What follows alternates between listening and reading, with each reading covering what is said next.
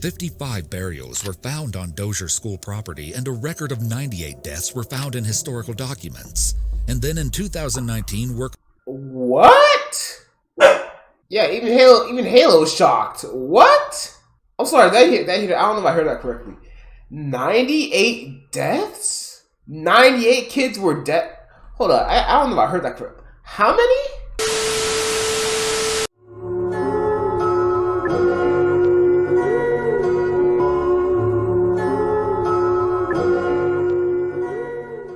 Let's watch this one. I know it's 38 minutes, but I'm curious about this one. What this one is. What's up, EWU crew? It's the Raven, here to share another shocking, interesting, or just strange but very true story with you. Today we'll be discussing a story that delves into the deepest, most depraved pits of humanity, showing just how twisted and deplorable things can get when adults in power have ill intentions towards the helpless children under their care. Oh boy. I will warn you now that the incidents shared in this video will be graphic and extremely disturbing. Oh boy. Before we dive into this sensitive subject matter, please keep in mind that the stories which will be presented today are allegations at this time. Now, let's get into it. The Arthur G. Dozier School for Boys sits in the quaint Florida town of Marianna. Why is it in Florida, bro? A little why? Okay, I'm sorry. Why is everything always in Florida?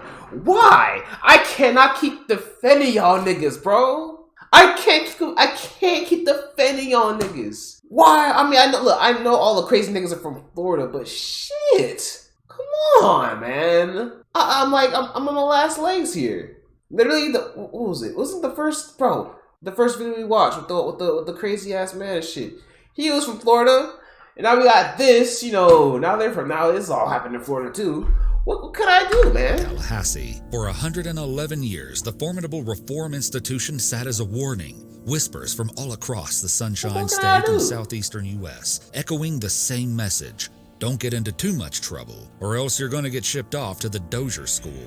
Many citizens likely revered the Institute as a strict and rigorous program that would help get young delinquents back on track in life. But behind closed doors, these young boys were being broken beyond repair.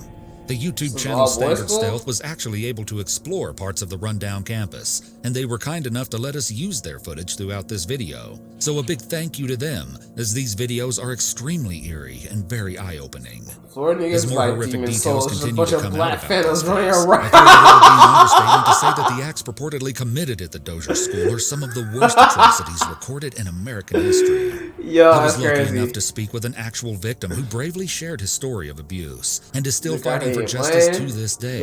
And his first-hand perspective makes hearing about these events even more real and personal. Imagine your last name being Fudge. My name is Charles Fudge. I was sent to the reform school at the age of 12. I'm one of 4 brothers that was sent there.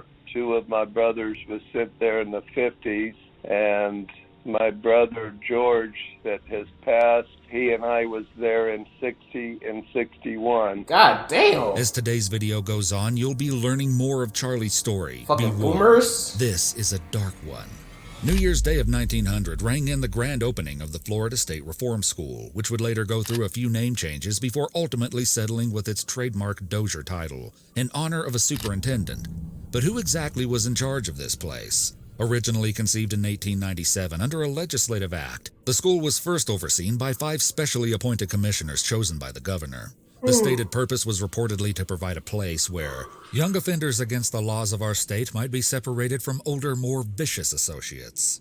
Well, if the goal was to keep vulnerable kids away from dangerous adults, you'll soon see that this was a failure of epic proportions. For a considerable time, the school was the largest juvenile reform institution in the United States. A sprawling open campus that encompassed 1,400 acres, the premises felt separated from the rest of society. Its own little world, often the only world its students really got to see. Okay, when we first got there, we were taken up to the Florida School for Boys by a deputy sheriff from Bradenton, Florida. We got there early in the morning before the administration office had opened to check us in, and the place was absolutely beautiful. We thought that it was going to be a wonderful place to be at. One of the saddest things about this situation is that it seems like so many boys with nowhere else to turn may have really thought this place would offer some semblance of a home, or at the very least hoped it would give them some help. And you know, reform is a pretty broad term, and so I found myself wondering, what did these boys do to get sent here in the first place? Well, it turns out the criteria was pretty wide-ranging, as in you could get sent to the school for theft and murder, or you could get shipped off merely for what they call incorrigibility, which seems to mean just being generally disobedient. Get caught playing hooky, smoking a cigarette, or running away from home, and you had a pretty good chance of being admitted to the institution. This was along the lines of what Charlie experienced. We were sent there for being incorrigible. We skipped school and smoked cigarettes. Came from a very poor family. That's fucking crazy, bro. Bro, these dudes are really fucking 12 years old smoking cigarettes. That is crazy. Crazy. Now I think about it, that's how a lot of old people like develop like a whole cigarette addiction. Like you think to yourselves like when do these people start smoking? Like what inclines them to start smoking? It's probably because they started like at a very young age, bro, and you don't even realize it. That shit is crazy. Mother and dad had divorced. That shit's really crazy. We kind of had to raise ourselves. Ever been to juvenile or juvie? Fuck no. Former student Jerry Cooper told NPR that even a lot of orphans who simply had no place to go were sent to Mariana. He says overall, the inmates at Dozier weren't bad kids. Sure, they might have needed help in some respect, but this wasn't the place to find it. From the very beginning, the facility was subject to scrutiny. As early as 1901, there were reports of children being chained to walls, and a 1903 investigation stumbled upon the chilling discovery that the school was allegedly using leg irons on the students. What? So, despite 6 total investigations being conducted during the school's first 13 active years, little was done to intervene or improve the basic quality of life for the boys, and this was only the start. A school cemetery called Boot Hill was designated on the north side of campus, an unusual addition for a youth facility in most cases. But the Dozier School soon witnessed a disproportionate number of deaths, with a 1914 dormitory fire wiping out 6 students and 2 staff members. Soon after, the flu epidemic of 1918 was reported to have tragically killed 11 boys. And despite periodic investigations in the century that followed, the Dozier School was allowed to continue operating with little interference. So it wouldn't be until 2012 when researchers from the University of South Florida, who had been authorized by the state to conduct a forensic anthropology analysis of the school grounds, would uncover sickening evidence that shocked and disturbed the entire country. 55 burials were found on Dozier School property, and a record of 98 deaths were found in historical documents. And then in 2019, What? Yeah, even Halo's shocked. What? I'm sorry, that hit. I don't know if I heard that correctly. 98 deaths? 98 kids were dead. Hold on, I don't know if I heard that correctly. How many? The entire country. 55 burials were found on Dozier School property, and a record of 98 deaths were found in historical documents. 55 burials, and there are 98 records of deaths all throughout the school. What the fuck? Is this school still a thing? No, obviously not. This school definitely can't still be a thing. They had to shut it down. And then in 2019, workers surveying the grounds with a ground-penetrating radar in preparations to clean up the area of any pollution located something far more gruesome. What appeared to be a possible additional 27 graves. What? And while authorities certainly weren't prepared for this jarring outcome, it would be a lie to say that it came as a complete shock to them. That's because the Dozier School was actually shut down in June of 2011, closely following an alleged failed annual evaluation in 2009. From what I was able to gather, a large number of complaints alleging mistreatment by the guards to the inmates was in part to blame for the school's poor performance. Apparently, a 2010 report even found that some boys claimed to be subject to sexual misconduct by the staff. You know what, bro? I can't say I'm surprised, but also it's like, what the fuck? What is this school? How? Okay, no.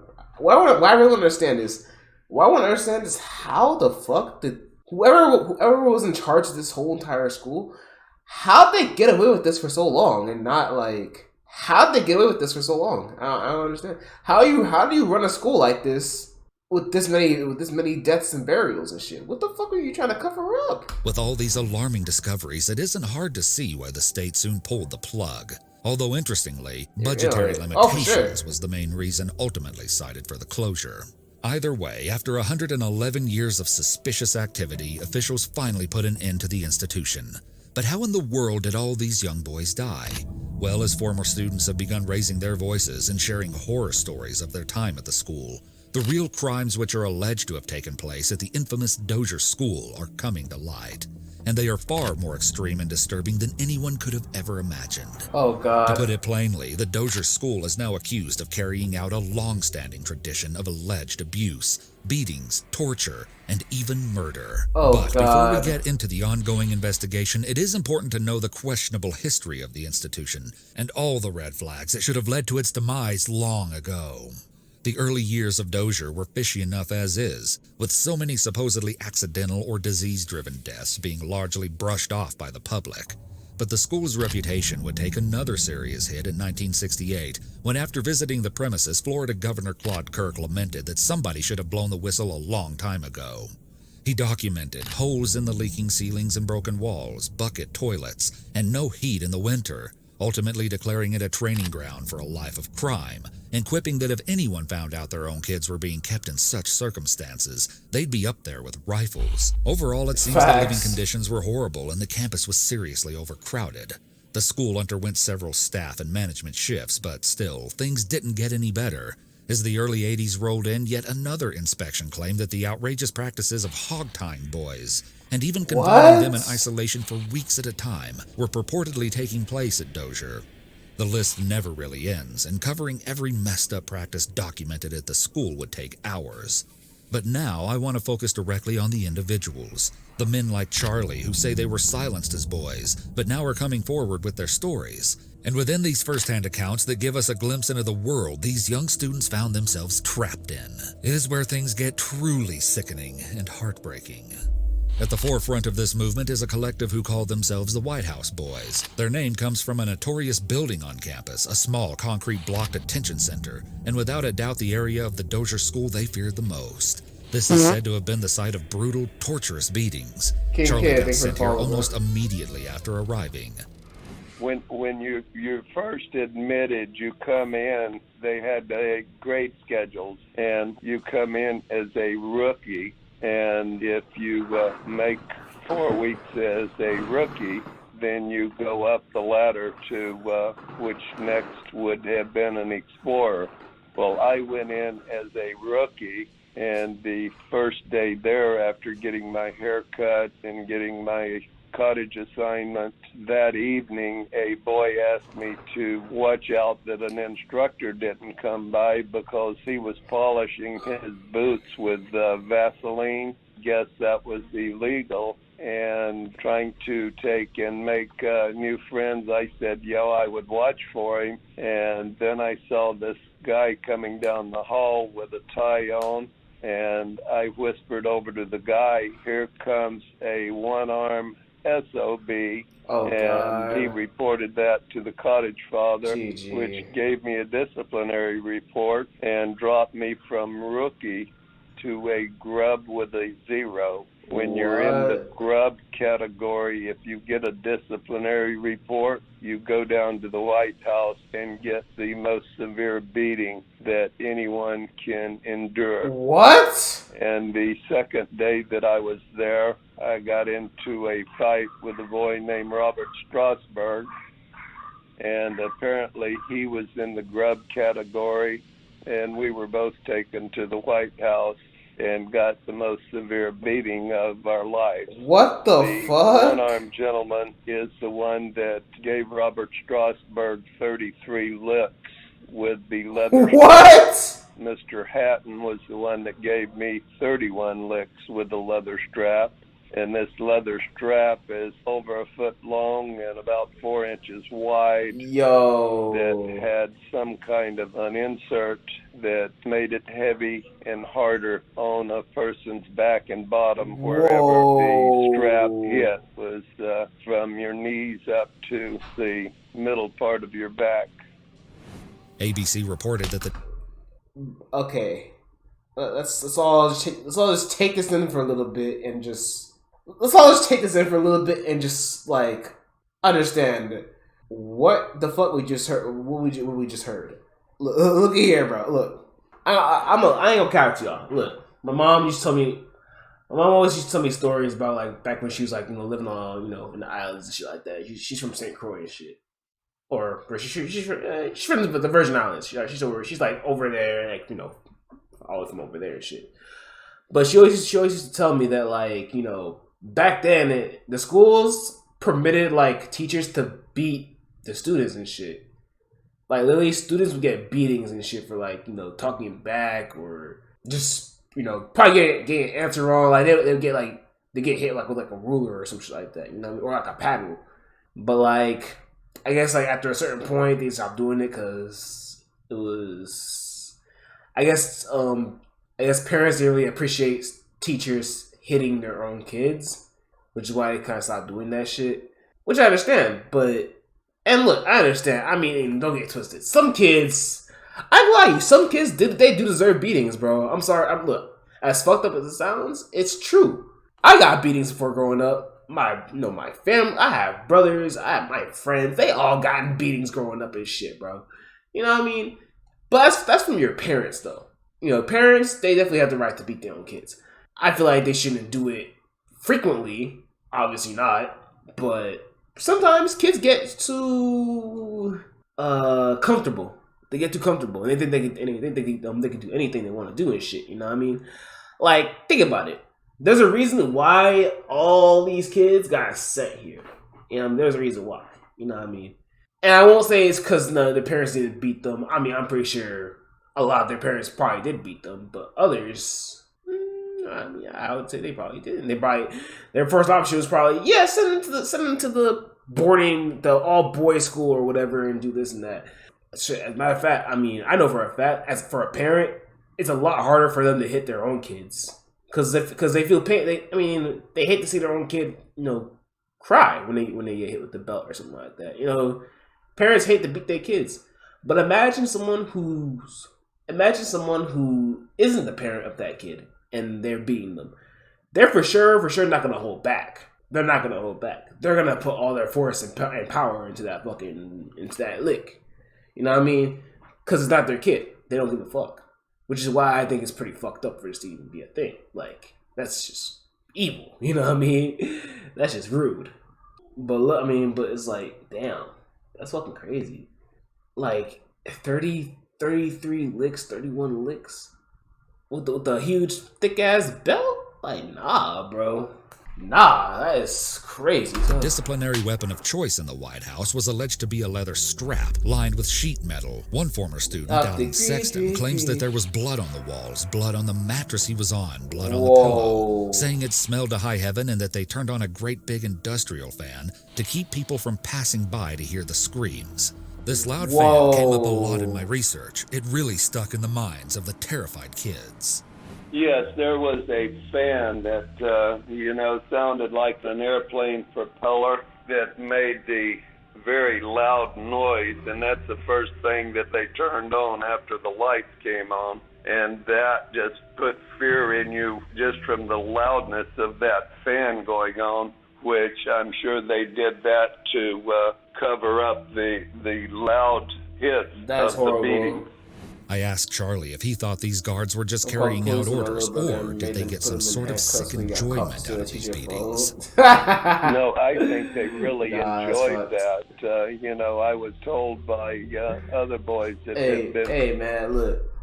I ain't gonna lie to you, bro. There's a time where my mom used to, like, scare us. My mom, look, let's say whenever we did, like, something wrong, like, really, really bad or whatever, my mom would always, like, threaten to take us up. She'd always threaten to take us to the police like station or whatever, just like to put us in jail. And like I remember one time she was driving by the station one day, and I don't know if it was me or my brother. I don't know who it was, but it might have been my brother, I think. But she was like, I'm gonna take you to jail, because like she was driving by the station and everything. She's just trolling, obviously, but. She driving by the station and everything, so I'm gonna take you to jail. But my brother was crying and everything. He was like sad as fuck. I'm in the back of the car seat. I'm in the back of the car. I'm like, yo, like, what's about to happen right now? I was like kind of scared, but she was just trolling after that. She just drove past me. She's like, oh, I ain't gonna take you to jail. But it was like, damn, I'm like, what the fuck? Mom can't be a snitch if you got caught stealing a teacher phone. Yeah, that's true. Yeah, that's true. He kind of did to himself. BDFJ, thank you for the follow, bro. Beaten that the instructors wanted to see who made the boys hurt the most. What? Different names for the White House. We called it also the ice cream factory. The reason the name the ice cream factory came out was because of all of the colors of our backside, from bleeding to black and blue and every color that was imaginable. Every man's story of their time in the White House is hauntingly similar, but each reveals new details, little things that paint the bigger picture of the alleged systematic abuse. Here are some of those men and their stories. Jerry Cooper says he received the worst beating he ever got at the school, allegedly getting dealt over 100 lashes at 2 o'clock in the morning. What? The cloth of his nightgown and his underwear into his skin. He says he was sure he wasn't going to survive. Oh my God. He has stated that the first blow lifted him 1.5 feet off that bed, and that every time that strap would come down, you could hear the shuffle on the concrete because their shoes would slip. Wait, did I hear that correctly? The first blow did what now? Wasn't going to survive. He has stated that the first blow lifted him 1.5 feet off that bed. The first blow lifted him 1.5 feet. Holy shit. Yo. That is fucking fun. And that every time that strap would come down, you could hear the shuffle on the concrete because their shoes would slide, and you could hear the shush bam. Robert Straley alleged in an interview that the staff would line the boys up against the wall. He recalls being at the end of the line, and he says they took the first boy in, and you could hear grunts and then groans, and then that turned into screams and just, oh God, help me, and mommy, and noises I'd never heard before, people in real pain. And finally, Roger Kaiser. He claims there was little pieces of lip on the bed which boys had bitten off as they were being beaten. He says he jumped up and looked at the staffer, and the look on that man's face told him all he needed to know. Roger says he felt certain the man was going to beat him to death. Some former inmates allege being flogged until they lost consciousness. Sadly, the alleged mistreatment at the school reportedly didn't end when the boys stepped out the doors of the White House. Allegations have been made that there was a dungeon in the cellar of the dining hall where sexual assault would take place. One survivor of the school reports witnessing a boy tumbling in an industrial clothes dryer. Just to summarize it, basically, there's just, like, years and years ago, there was this school that, this all-boys school that opened up, and it was basically to discipline boys and shit that were, like, you know, bad, like, just bad kids.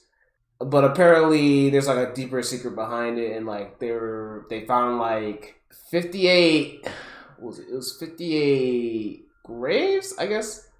Like, 58 graves with, like, bodies and shit, and he found over 98, like, reports of, like, deaths, like, children's deaths at that school. And apparently, like, the teachers, they took, like, the children, like, you know, bad, like, kids who misbehaved, they took them to, like, a separate, like, place, and they literally beat the shit out of them with a belt. Mercilessly. Like, I'm talking about, like, 30 plus licks. Some guy was talking about he got, like, 100 plus licks, bro. Before his body was later removed. Yeah. Another alleges they saw a boy beaten and left to die in a bathtub. He What? guessed the boy had been mauled by the dogs after trying to run away, but he never did find out for sure. One former student claims he was ordered to dig 3 holes behind the chow hall, but only at nighttime, 4 feet deep and as long as a boy. One man who did an interview with WSRE Pensacola told a sickening story, in which he alleged that once when the boys were being made to take their clothes off and receive their physical and vaccination shots, one boy was grabbed inappropriately by a doctor who giggled. He alleged that 10 minutes later the doctor approached the boy to give him his shots, and the boy was crouching down and freaking out, saying, "No, no, no," and trying to back away. At this point, the man alleged that the doctor grabbed the boy, started slapping him, and said, "Shut up, shut up, shut up." Another horror story was highlighted just recently, when the first body exhumed from the school grounds was identified. The deceased boy's sister then told the following story. The 14-year-old boy named George Owen Smith had apparently tried to run away a few weeks into his stay at Dozier. When he was caught, she says he eerily wrote home to his family, "I got what was coming to me." After that, they never heard from him again. When his mother eventually grew worried and wrote to the superintendent asking where he was, she was allegedly told he had run off again and they had no idea where he was. The mom was not having it, and one day she wrote to the school, saying she would be driving to Marianna and would not leave until she knew what happened.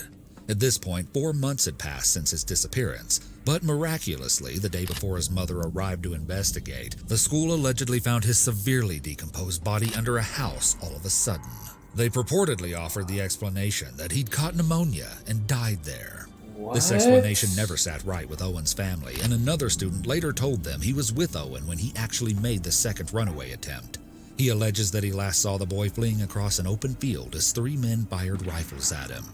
To make matters even worse, it is alleged that although Owen's family told authorities to hold the boy's remains at a local funeral, as they made the drive to Marianna, when they arrived, they say they were only shown a mound of dirt by the superintendent and were told that he was already buried in an unmarked burial ground. It is heartbreaking to imagine how many others could have met a similar fate as Owen, and how it must have felt to be a student at the school just seeing others. Where's the school at? It says it's in Florida. It says it's in Florida, but honestly, I think they made a mistake. I think it's like, you know, it might. I think it's like a little bit more up north. I think it's probably in Georgia or something. It's definitely not in Florida, bro. I don't know why I say it's in Florida. It's definitely not in Florida, bro. Maybe acquaintances or friends just disappear without a trace and wonder if you were going to be next. Those who were lucky enough to survive their time at the school emphasize just how much the constant stress from the unhealthy environment during their crucial formative years has impacted their lives. Don't try my state. Later. You know it's true. They struggle with alcoholism or substance abuse, and some simply fell back into a life of crime. Always in a state of fear and intimidation, never no love shown or kindness. You carry this story with you your whole life, and you don't realize how much anger you have in you, which, I have been married 3 times, and I can guarantee that most of us that endured the beating there, even though we may have not beat our kids or anything, our wives, just the anger inside was very quick to be shown if things didn't go our way. And I know the wives endured very nasty, foul language coming out of my mouth when I was angry, but I never took and beat my children because of what I had went through. Did I give them a little spank with my hand? Yes, but I could just never think of how someone as big as these people were could take and beat a child the way they did. That's understandable. That's honestly, I feel that. That's actually understandable. Like, I feel like if you personally had gone through some trauma like that you would never want to inflict it on, like, your own grandkids or anything. Which is fair enough. I mean, like I said, I wouldn't say beating your kids is the best way to discipline them, but sometimes I'd say it's definitely a good plan B. I mean, don't get it twisted, it's a good plan B. It should never be your first thing to do. Beating your kids, I would say it shouldn't be your first option for disciplining, a child. I'd say first option should be, try to get everything in order. Punish them, take away their things and shit, see how they do it. You do that. If that doesn't work, then, ain't nothing wrong. Another one. Ain't nothing wrong using that belt. But first off, Split Boy with another gifted sub to Chrono Meme. Appreciate you, my love. Kids don't get whooped enough, that's why they be running around cussing at their parents. Oh, for real. No God. Hey, man, sometimes, look. Hey, man. Growing up, man, my mom struck a lot of fear in my heart, bro. The first couple times she's beating me, bro, I promise you, I did my best to try and not get in trouble, man. As a kid, when you get beat, bro, it should tell you to not do anything else. It should tell you to not do any other bad shit anymore, bro. Because you don't want that happen. You don't want it to happen to you again. That's all I gotta say. You know what I mean? It should engrave it into your head. Not enough to traumatize you, but enough to give you a hint that I gotta tee up. I can't be doing this type of shit no more. Yeah, I mean, it does develop discipline. I won't lie, it does. It works for me, bro. It works for me. Emphasizes how little communication they were allowed with the outside world. I'm high-key thankful for my mom doing that shit. Made to imagine I ain't get no B's in my life, bro. I probably would have grown to be an asshole. I probably would have been an asshole in my future. Letters going out and coming in were always censored, and if you didn't write things that were good about the facility, then they would take and make you rewrite the letters. Charlie claims that mentioning anything about what went on in the White House was strictly off the table. Definitely. If anybody ever told parents about anything that went on there, you were subject to a beating. But there was yet another awful reason why the boys would... Wait, hold up. So wait, they silenced them for saying what happened in the what? Nah, these are evil people. These are evil ass people, bro. Oh, let me hear this real quick. Get beaten. And it stemmed. But there was yet another awful reason why the boys would get beaten, and it stemmed from segregation. Unfortunately, like most educational institutions at the time, the Dozier School divided their campus into two sections. The south side was for white students, while the north side was designated for black students. And, when I... Oh my god, I can't imagine. Chat, so let me get this straight. So, like, all those stories you just heard... I believe they're all from white people, right? They're all from white people. White kids were getting those type of beatings. So imagine what the fuck they were doing to black kids. Oh my god, I don't even want to picture it. Oh god. I was there. You had the white campus and the black campus. We were not allowed to speak with the blacks or vice versa. If you were ever caught speaking to a black person when they were on the white campus, that was an automatic beating down at the White House. Oh my god, This trend of racial discrimination at Dozier leads us to another really questionable part of the school's procedures. I'll preface this by saying, and I think you'd agree with me, that from what we've seen so far, this reform school was not doing a great job reforming anyone. And as far as the school part, Charlie is just one of many who feel they learn no useful knowledge nor skills during their time on campus. It was just basically a detriment to our lives. No, they did not teach us anything other than to have fear of anyone and everyone. We just felt that everybody was out to get us and against us.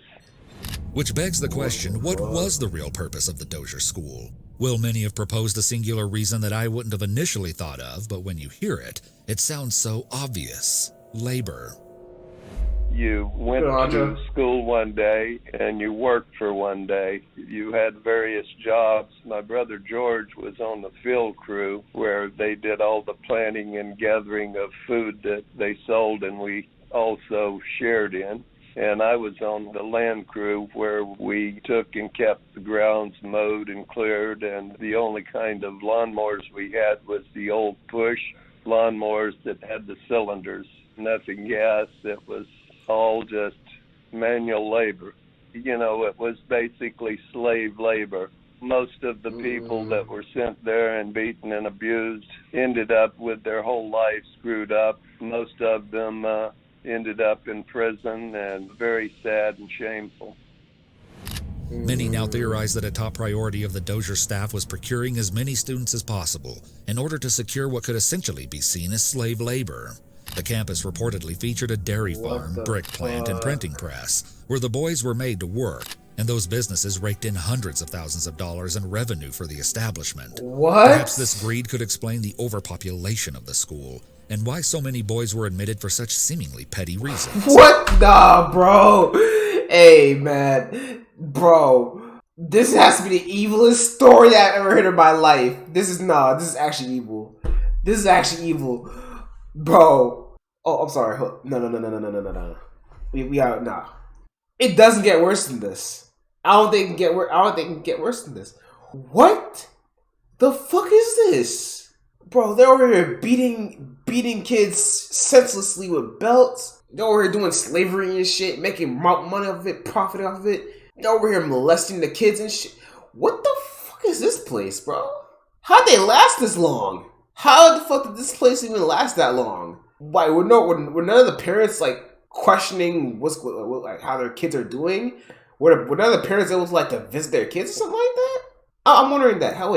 Did none of the parents ever get to visit their kids and shit, dude? Did they send them off? Did they send them off to this bitch and then let's just let them do it. Let them have fun over there. We won't talk about them. We won't even worry about them for the next 6 to 7 months, however long they stay there. Look, this is not even a parent. This is way beyond the whole thing of a parent beating their child. First of all, these teachers or staff, they're not even. They have no relation to those kids. No, zero relation, bro. They are supposed to teach them, guide them. They're over here beating them almost to the damn near to the point of death, bro. Abuse. I'm not gonna cat. There's a special place in hell for anyone that was involved in this shit. Anybody involved in this, there's a special place in hell for them.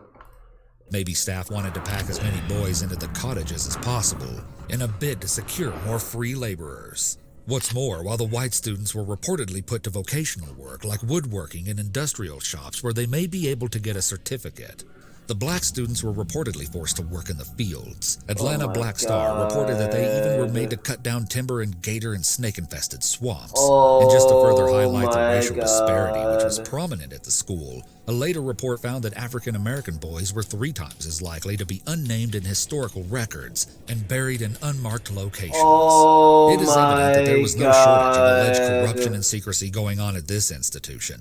Now countless men say that both the physical and mental scars inflicted upon them have yet to fully fade. As for the end of Charlie's story at the school, he says after the traumatic early experience he allegedly went through at the White House, he kept his head down and tried to fly below the staff's radar as much as he could. After that beating that I had endured, I just kind of kept to myself, kept my mouth shut, and worked very hard just to get out as soon as possible. Basically went from the bottom of the ranks to the very top of the ranks, and then once I had reached the top of the ranks, I think I was home within 3 or 4 weeks after reaching the top category. They gave me, I think, a quarter and put me on a bus to go back to Bradenton where my mother was, and at that point they allowed me to buy a pack of cigarettes. Bro, dude. So we don't even know how many blacks they could have killed. Dude, I know that Dude, there's so much fucked up shit with this. This whole idea is fucked up. Bro, do you know how bad of a parent you have to be to send your kid here? You have to be a horrible parent. You shouldn't matter of fact, you shouldn't be able to even be anywhere near kids to send your kid over. What kind of fucking shit is this? Bro, there's so many people to blame for this whole situation, bro. Not just the parents, because they're horrible at being a parent and shit, and you think the best way to discipline your kid is send them to a fucking a plantation and shit.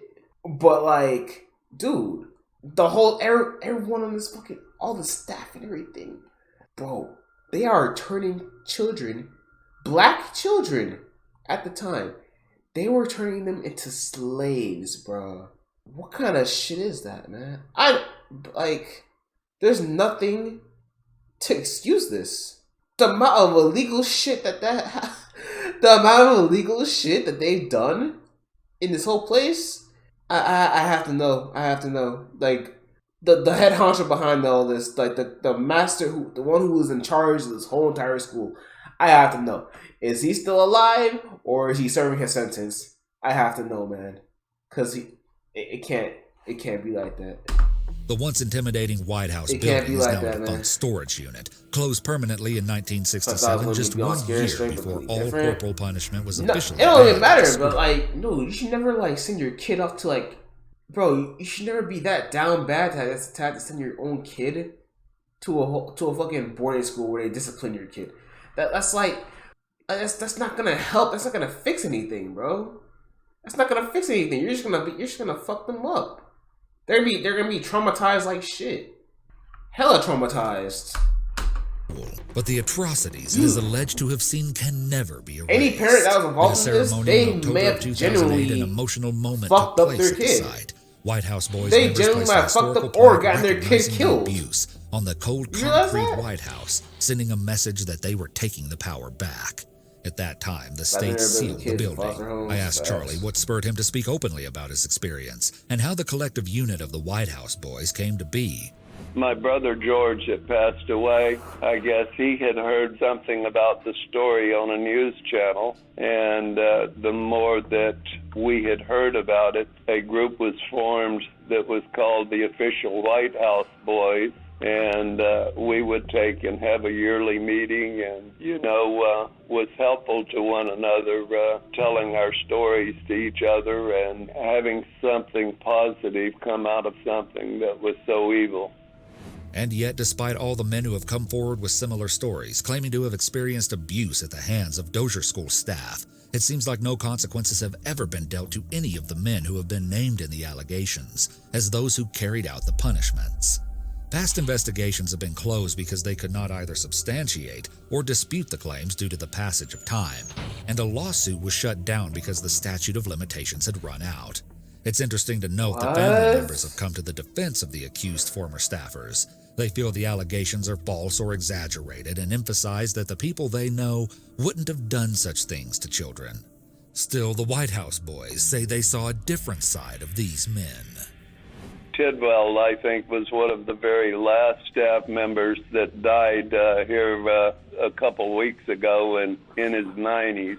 And he was the one-armed guy that was one of the worst beaters of them all. He was very, very, very strong. He could take a boy that was 12 or 14 years old with his one hand and just snatch him up by the neck off the floor.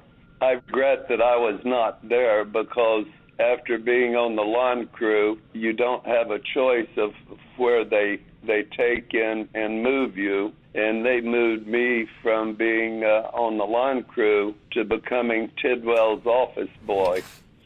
Charlie and I went on to speak a bit about the multitude of graves found at Dozier, and he spoke on some of the odd findings from these exhumations.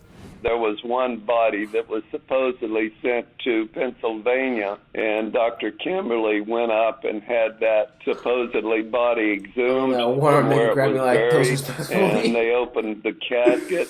There was no body in it. It was just old scrap wood that had been placed there to make weight for people to assume that there was a body in it because it was a closed casket when it was buried. In another one of the graves, they also found a buckshot in one of the caskets of a young boy. What? Hearing this, I asked Charlie how he thinks most of these children died.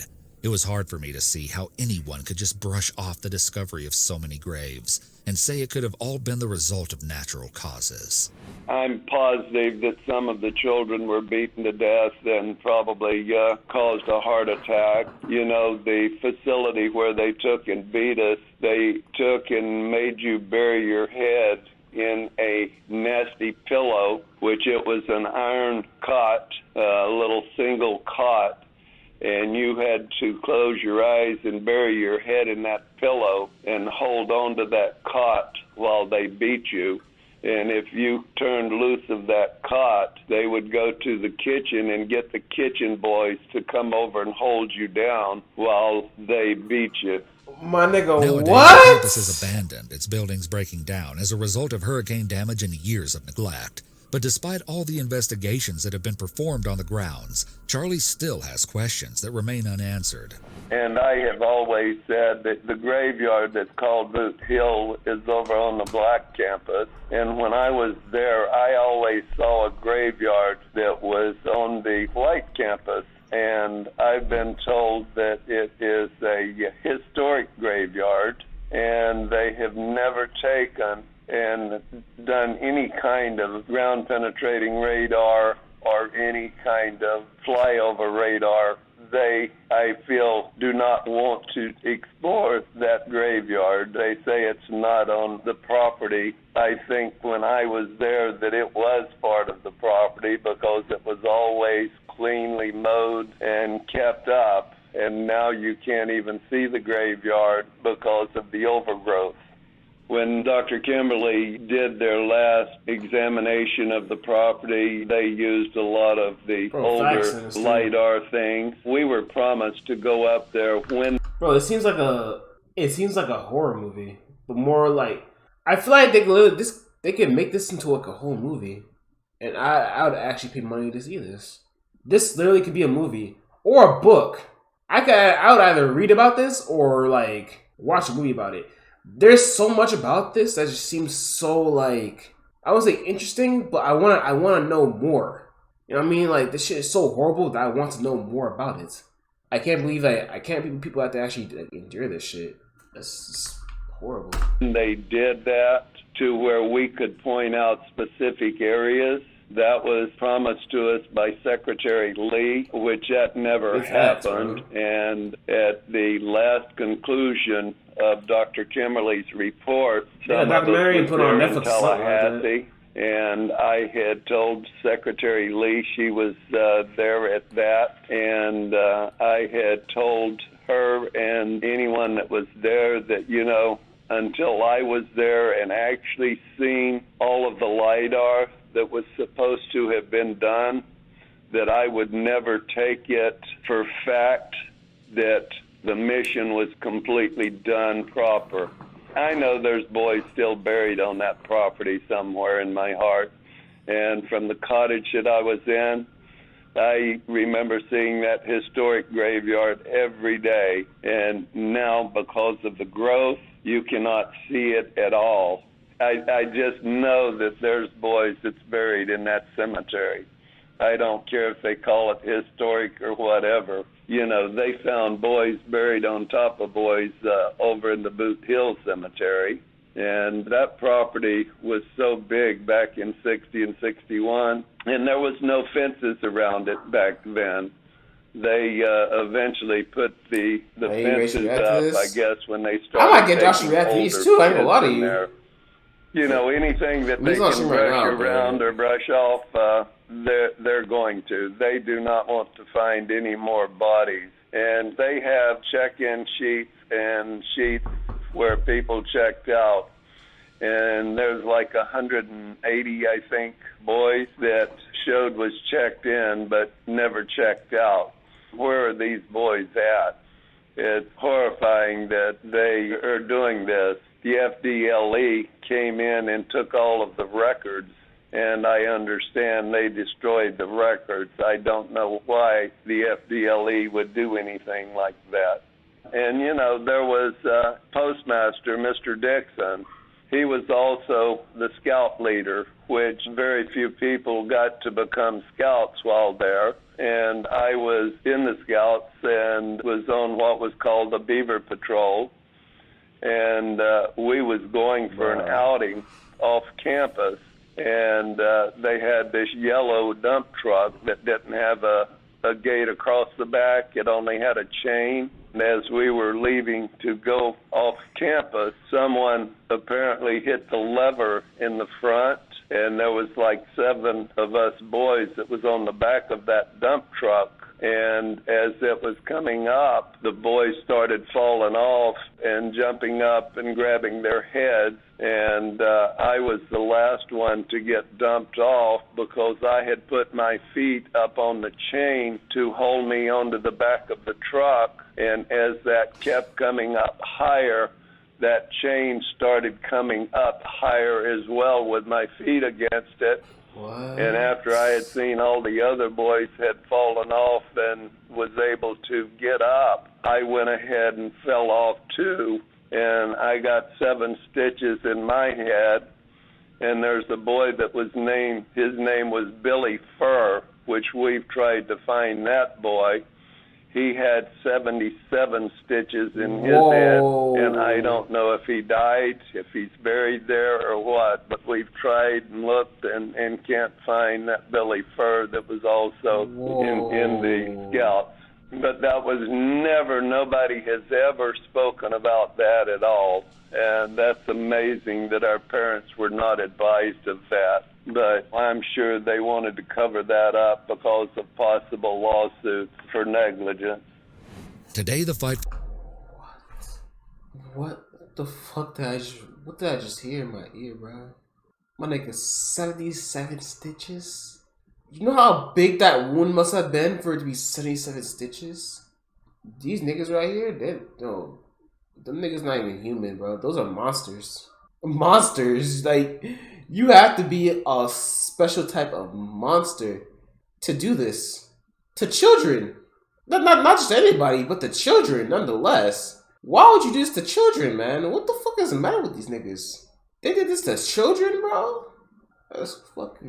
For justice continues as authorities are faced with the realization that what they thought they knew about the Dozier school was only the tip of the iceberg. You know, when I first started researching this case, I kind of assumed that the worst of the abuse had all occurred back in the mid-1900s. But according to EJI.org, the Justice Department released a report which asserted that even as late as 2011, Dozier inmates were being subjected to conditions that placed them at serious risk of avoidable harm and violation of their rights due to systemic, egregious, and dangerous practices. I wonder what injustices these more recent students may have endured and how they are coping today as a result. As of 2021, the White House boys are still fighting for legislation that would pay them reparations as an attempt at compensation for the abuse they claim to have endured at the hands of the state. As of this year, they are still making trips to the Florida Capitol in efforts to drum up support for their cause. Pastor Johnny Lee Gaddy, who attended the school from 1967 to 1971, told reporters at one of these events his dream if they are successful, saying that all he wants is to get a boat and a truck so he can go fishing. I looked a little into his history at the school and found an article which states that he claims he once saw a boy's severed hand in the garbage he was made to haul out. Allegedly, he was warned to keep his mouth and in the garbage at the school and found to get a boat and... No, 77 stitches is fucking wild, man. Was at one of these events his dream if they are successful, saying that all he wants is to get a boat and a truck so he can go fishing. I looked a little into his history at the school and found an article which states that he claims he once saw a boy's severed hand in the garbage he was made to haul out. Allegedly, he was warned to keep his mouth shut unless he wanted to end up in the same position. With so many traumatic allegations like these, I really hope that these men receive the closure they deserve. The bill the men are fighting for passed its first committee with only one no vote. Senator George Gaynor, who grew up near Dozier, has stated that he simply does not believe that 500 people were mistreated at the school. There are people, especially the one person named Mr. Gaynor, that voted against a bill which he has ties to Jackson County. And a lot of us guys have made attempts to take and have a conference with Mr. Gaynor to get him to understand that this really took place and let him know that these things did happen, which deep down I feel that he knows exactly what happened there. The state could definitely make reparations to us old guys. I try to live off of a $975 a month Social Security check, and believe me, that doesn't take care of all of the needs that I have. And I cannot believe that there's not something that the state of Florida couldn't do to make things right for us people that are still living.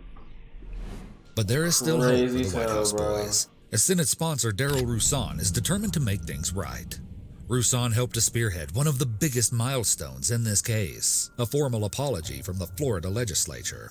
It happened back in 2017 and acknowledged that the treatment of Dozier students was a violation of human decency. Now Roussan is speaking up to say that there must be a way for the great state of Florida to move past empty words of apology to concrete actions of retribution.